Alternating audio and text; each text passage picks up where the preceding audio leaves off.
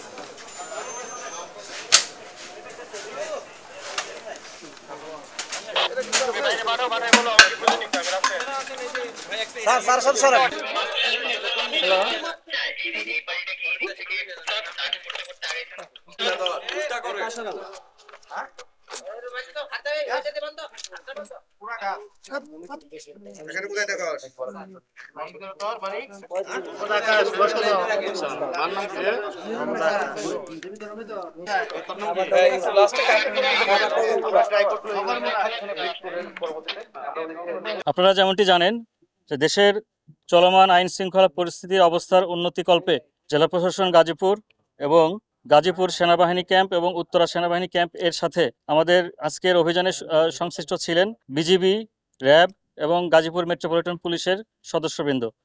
আমাদের আজকের এই যৌথ বাহিনী অভিযানে আপনারা জানেন যে মাজার বস্তি যে এলাকা, এটি অত্যন্ত সন্ত্রাসী কর্মকাণ্ড এবং ছিনতাই রাহাজানিতে এইসব এলাকার মানুষজন জড়িত এবং সুনির্দিষ্ট তথ্যের ভিত্তিতে আমরা আজকে এই অভিযানটি পরিচালনা করি এবং আপনারা দেখতে পাচ্ছেন আমরা বেশ কিছু বিভিন্ন ধরনের মাদকদ্রব্য এবং উদ্ধার করেছি এবং সেই সাথে দেশীয় অস্ত্রশস্ত্র যেগুলো সন্ত্রাসী কর্মকাণ্ডের সাথে ব্যবহৃত হয় এবং সংশ্লিষ্ট চিহ্নিত বেশ কিছু সন্ত্রাসী এবং আমাদের মাদকসেবী, মাদক ব্যবসায়ী এই সংশ্লিষ্ট আমরা লোকজনকে আটক করেছি এবং আমাদের বেশ কিছু মাদকদ্রব্য সহ যে দেশীয় অস্ত্রশস্ত্র আমরা আজকে জব্দ করেছি সেগুলোর আমরা আইনগতভাবে নিষ্পত্তি করব এবং আমাদের এই অভিযানটি আমরা আশা করছি যে সামনে যে রমজান মাস এবং এই রমজান মাসের এই এলাকার আইনশৃঙ্খলা পরিস্থিতি অনেকাংশেই অবনতি হতো বলে আমাদের ধারণা ছিল।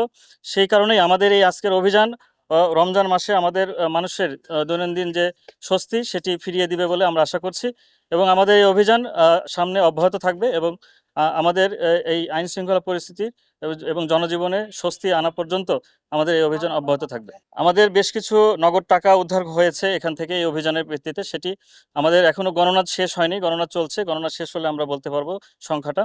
এবং আমাদের এখানে আজকের এই অভিযানে আনুমানিক 60 জনের মতো আমরা মাদকসেবী, মাদক ব্যবসায়ী এবং যারা বিভিন্ন ধরনের সন্ত্রাসী কর্মকাণ্ডে লিপ্ত চিহ্নিত আমাদের তালিকাভুক্ত ছিল আমাদের সেই সমস্ত ব্যক্তিদের আমরা আটক করেছি। এখানে আমরা বিভিন্ন ধরনের মাদক পেয়েছি, গাঁজা থেকে শুরু করে আমাদের দেশীয় মদ এবং অন্যান্য ইয়াবা থেকে শুরু করে বিভিন্ন ধরনের মাদকদ্রব্য আমরা উদ্ধার করেছি। এটা আস্তে আস্তে আসেন।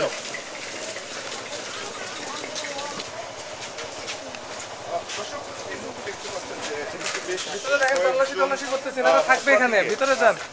আসেন, নিয়ে আসেন।